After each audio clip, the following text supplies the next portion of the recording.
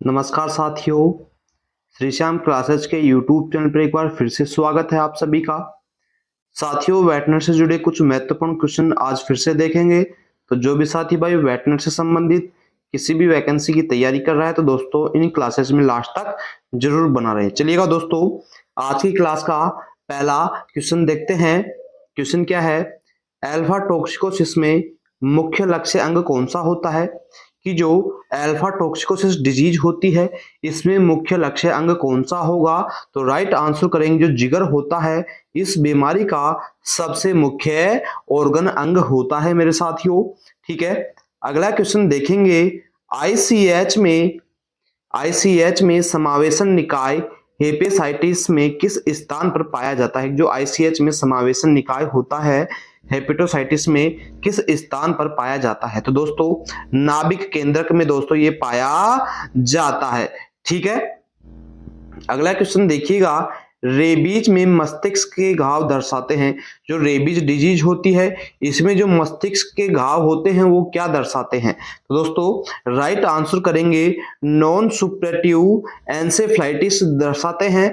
जो rabies disease होते हैं इसमें जो मस्तिष्क के घाव होते हैं वो क्या दर्शाते हैं? नॉन सुपरेटिव एंसेफ्लाइटिस दोस्तों दर्शाते हैं। ठीक है, अगला क्वेश्चन देखिएगा। फारसी है, यानी जो फारसी होता है ये कौन सा रोग होता है, क्या होता है? तो दोस्तों जो ग्लैंडर्स डिजीज होती है, जो इसका स्किन रूप होता है, त्वचा का जो रूप होता है उसे फारसी के नाम से जाना जाता है। अर्थात फारसी किसे कहेंगे? ग्लैंडर्स का त्वचीय रूप होता है जिसे फारसी के नाम से जाना जाता है। ठीक है, अगला क्वेश्चन देखिएगा साथियों। नाक के जंतु किस कारण होते हैं? तो दोस्तों नाक के जो जंतु होते हैं ये राइनोस्पोरिडम सीबेरी के कारण से दोस्तों होते हैं। जो नाक के जंतु होते हैं किसके कारण से होते हैं? राइनोस्पोरिडम सीबेरी के कारण से दोस्तों नाक के जंतु होते हैं। ठीक है, अगला क्वेश्चन देखिएगा। ग्रीष्मकालीन में मैस्टिटिस किसके कारण से होता है? जो गर्मियों के समय में थनैला होता है वो किसके कारण से होता है? तो दोस्तों राइट आंसर करेंगे कोरिनोबैक्टीरियम पायोजेंस के कारण से दोस्तों ग्रीष्मकालीन में जो मैस्टिटिस डिजीज होती है देखने को मिलती है। ठीक है, अगला क्वेश्चन देखिएगा साथियों। पॉक्स में होता है, जो पॉक्स होता है इसके अंदर दोस्तों क्या होता है? तो राइट आंसर करेंगे दोस्तों एक्नोथोसिस और पेरियोकेराटिस और हाइपरकेराटिस। जो पॉक्स होता है इसके अंदर क्या होता है? एक तो होता है दोस्तों एक्नोथोसिस होता है, पैराकेराटोसिस होता है और हाइपोकेराटोसिस होता है पॉक्स के अंदर। ठीक है, अगला क्वेश्चन है आपका। स्वागोप्लिया किसके जमाव के कारण होता है? जो सागोप्लिया होता है ये किसके जमाव के कारण से होता है? तो दोस्तों राइट आंसर करेंगे एमाइलाइड के कारण से। दोस्तों जो एमाइलाइड होता है इसके जमाव के कारण से दोस्तों सागोप्लिया होता है। ठीक है, अगला क्वेश्चन देखेंगे। प्रोटीन की सबसे कम मात्रा किसमें होती है? यानी प्रोटीन की मात्रा सबसे कम किसके अंदर होती है? तो राइट आंसर करेंगे ट्रांसुडेट जो होता है इसके अंदर दोस्तों प्रोटीन की मात्रा सबसे कम होती है। अगला क्वेश्चन देखेंगे। डायबिटीज इंसिपिडस किस हार्मोन के प्रभाव में होता है? जो किसके द्वारा स्रावित होता है?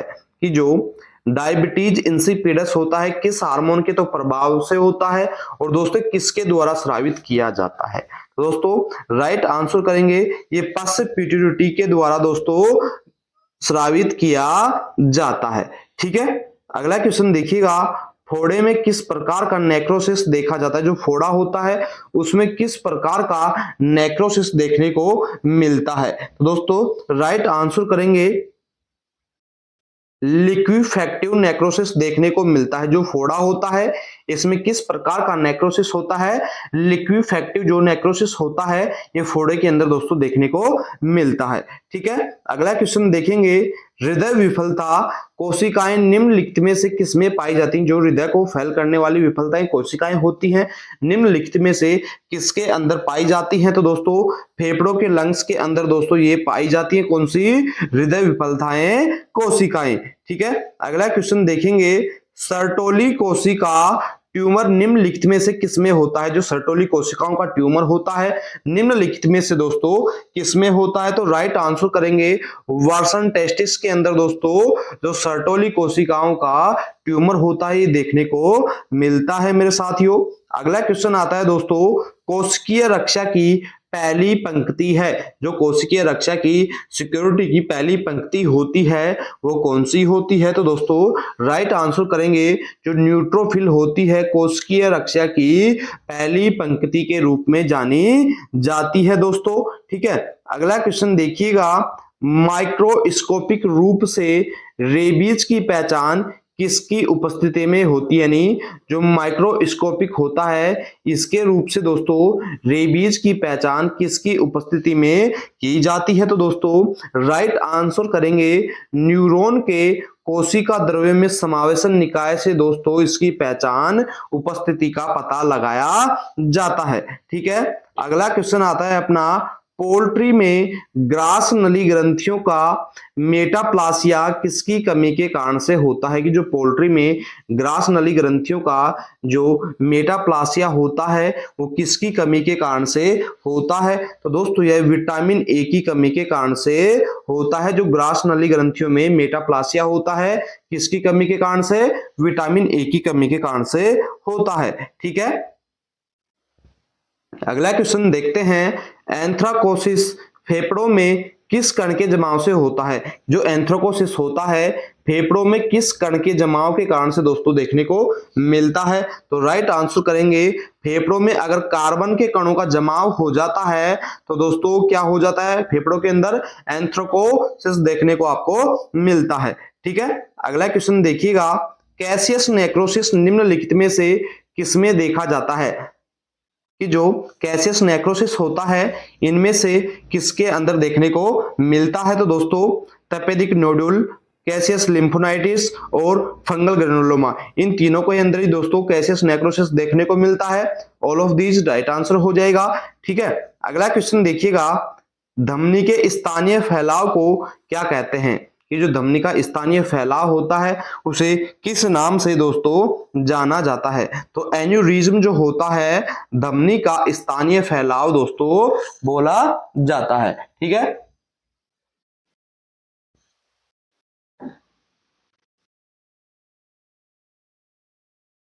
अगला क्वेश्चन देखते हैं साथियों, स्पाइरोसर्क लूपी अन्न प्रणाली में क्या बना सकता है? कि जो स्पाइरोसर्क लूपी अन्न प्रणाली होती है इसमें क्या बना सकता है? ट्यूमर, ग्रेनुलोमेट्स घाव, फोड़ा या दोस्तों डेटिजेरस सिस्ट। तो दोस्तों जो स्पाइरोसर्क लूपी प्रणाली होती है इसके अंदर क्या बन सकता है? ट्यूमर बनने का दोस्तों इसके अंदर खतरा होता है। ठीक है, अगला क्वेश्चन देखिएगा, तपेदिक में पाए जाने वाले विशाल कोशिकाओं को क्या कहते हैं? जो तपेदिक होता है इसमें जो विशाल कोशिकाएं उपस्थित होती हैं उनको क्या बोला जाता है? तो दोस्तों राइट आंसर करेंगे लैंगहैंस प्रकार की दोस्तों कोशिकाएं होती है तपेदिक के अंदर जो विशाल कोशिकाएं उपस्थित होती हैं। ठीक है, अगला क्वेश्चन देखते हैं, मिसेंट्री के लंबे अक्ष पर आंत के 80 या उससे अधिक घूर्णन को क्या कहा जाता है?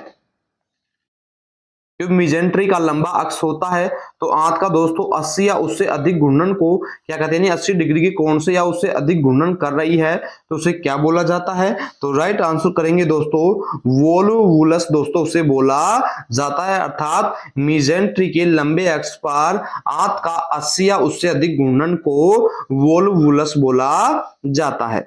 ठीक है, अगला क्वेश्चन देखिएगा, ग्लाइकोजन घुसपैठ किस उपापचय में गड़बड़ी के कारण से होता है? कि जो ग्लाइकोजन घुसपैठ होता है तो मेटाबॉलिज्म कि किस मेटाबॉलिज्म की गड़बड़ी के कारण से दोस्तों उत्पन्न होता है? तो दोस्तों CHO कार्बोहाइड्रेट की गड़बड़ी के कारण से दोस्तों ये ग्लाइकोजन घुसपैठ होता है। ठीक है, अगला क्वेश्चन देखेंगे, जीभ की सूजन को क्या कहते हैं?